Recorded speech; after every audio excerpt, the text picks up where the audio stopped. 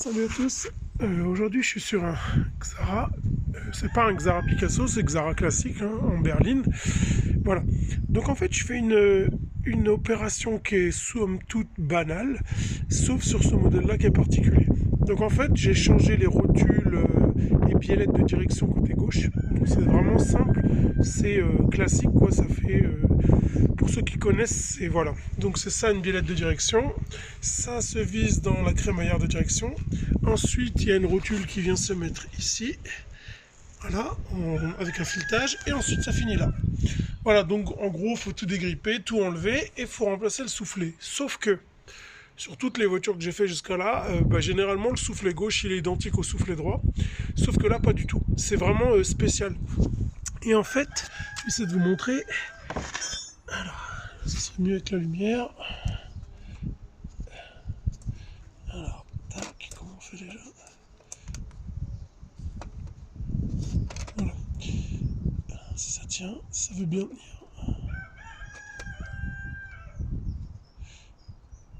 Ok, attendez, petite mise au point pour que vous ayez une bonne vue. Bon, on va faire comme ça. Donc en fait, ça se présente comme ça. Là, en fait, vous avez votre tulle qui rentre ici. Et sous ce que là, je suis en train de filmer, c'est le soufflet de protection de la rotule axiale. Donc, ce qu'on appelle aussi biellette de direction, rotule axiale, voilà. Et en fait, il ne ressemble pas du tout au soufflet qui est côté gauche, qui ressemble plutôt à ça. Voilà. Sauf que celui-là, on ne peut pas l'enlever parce que vous avez cette pièce-là. Alors, on peut l'enlever, mais en luttant à mort. Et en fait, moi, je ne vais pas le changer parce qu'il est en bon état. Donc, j'ai aucune raison de me galérer. Mais sinon, en gros, ce que j'ai cru trouver sur Internet et comprendre, il faut retirer cette vis-là. Ensuite, une espèce de pièce en couleur laiton, elle s'en va vers la gauche. Ensuite, il faut retirer le soufflet ou s'il est déchiré, le découper et en mettre un nouveau et le passer en luttant et en le graissant. Enfin, tout un délire. Moi, j'ai pas besoin de faire tout ça. J'ai juste besoin de retirer cette partie-là. Et au début, je croyais qu'elle faisait partie du soufflet. Voilà, je me suis dit, bon, c'est un soufflet géant. Il doit être monté... quand la crémaillère est posée sur la voiture pendant la monte quoi, de la voiture. Et puis ça, finalement, je me demandais comment ça a été mis après. Et en fait, pas du tout, regardez. Je vais me servir de cet outil-là, qui est vraiment simple. Ça se trouve dans des magasins type, que je vais pas citer, mais des magasins français, discounters, qui vendent de tout et n'importe quoi. Et voilà, et c'est des magasins qui donnent envie de passer à l'action. Ensuite, donc, avec ça, vous allez faire ça, regardez. Donc je vais essayer de faire une prise de vue correcte. C'est pas évident. Hop.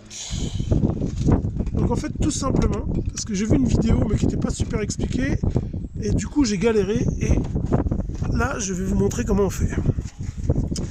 Donc alors, on va essayer de s'y remettre bien.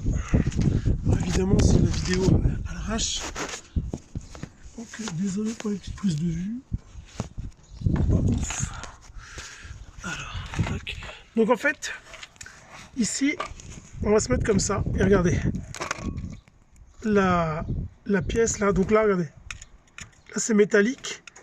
Et là, c'est caoutchouteux. Et en fait, là, juste là, regardez. Voilà, on arrive à enfoncer le... Vous voyez? Et là, en fait, le joint, on voit qu'il est en train de bouger. Donc en fait, c'est vraiment un joint à part entière. Il ne fait pas partie du gros soufflet qui est derrière. D'accord? Ça va, les gars. Ça va, Marwan, la forme? Viens, ouais, je fais une petite vidéo. Ok, un petit bonjour à Marwan. Hop. Du coup, voilà, on fait comme ça. Voilà. Ça, c'est ce que... Voilà, vous faites ça. Et vous voyez, en fait, on va le décoller. Et avant ça, il va falloir aussi décoller cette partie-là, vous voyez? Donc ça, il va falloir essayer de la décoller proprement. Plutôt avec un tournevis qu'avec l'outil que j'utilise, parce que là, je risque vraiment de l'abîmer. Donc en fait, je vais passer un tout petit tournevis plat.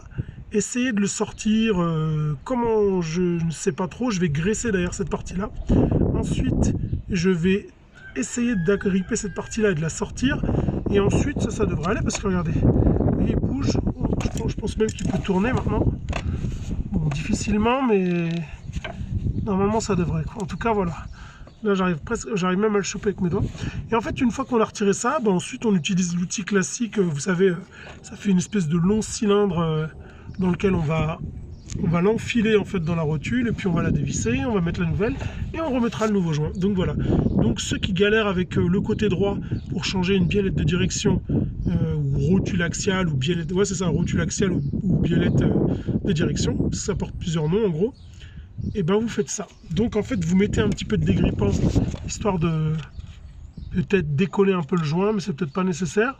Et avec un outil comme ça, ou même une espèce de tournevis que vous bricolez vous-même, vous essayez de le retirer. Vous voyez, regardez, là je fais ça. Je vais pas trop insister parce que j'ai trop peur de la gripper. Vous voyez, je vais le mettre de ce côté-là. Je vais tirer. Vous voyez, ça commence à venir. Voilà, vous voyez, ça vient. Hop. Donc bref, voilà. Pour retirer ce joint-là, on prend une espèce d'outil comme ça, hop, on rentre par... Au début, c'est collé. Hein. Donc là, il y a un jeu parce que je viens de tirer dessus, mais sinon, on fait comme ça. On essaie de le retirer tant bien que mal, en n'oubliant pas cette partie, sinon ça ne viendra jamais. On graisse par là. On retire tout jusqu'à là. La prise de vue est complètement nulle. Ok. Voilà, on retire tout, on retire le soufflet, on retire la rotule, on remet la nouvelle. Et une fois qu'on l'a serré, bah, chemin inverse, voilà. Et une fois que le joint il est mis en place, en plus il n'y a même pas besoin de... C'est des joints qui vont s'emboîter, on va dire. Il n'y a même pas besoin de mettre un riselant et tout. Surtout que pour pas passer un riselant là-dessus, ça va être un peu la misère. C'est jouable, mais ça aurait été un peu dur. Donc là, même pas besoin. On l'emboîte, ça y est, c'est fini. Puis après, on met la rotule. Hop, on met le nombre de tours qu'on a fait. Mais bon, généralement, il faut refaire un parallélisme. Ensuite, on la fixe ici. Et puis, le tour est joué. Et voilà, en espérant que ça pourra aider.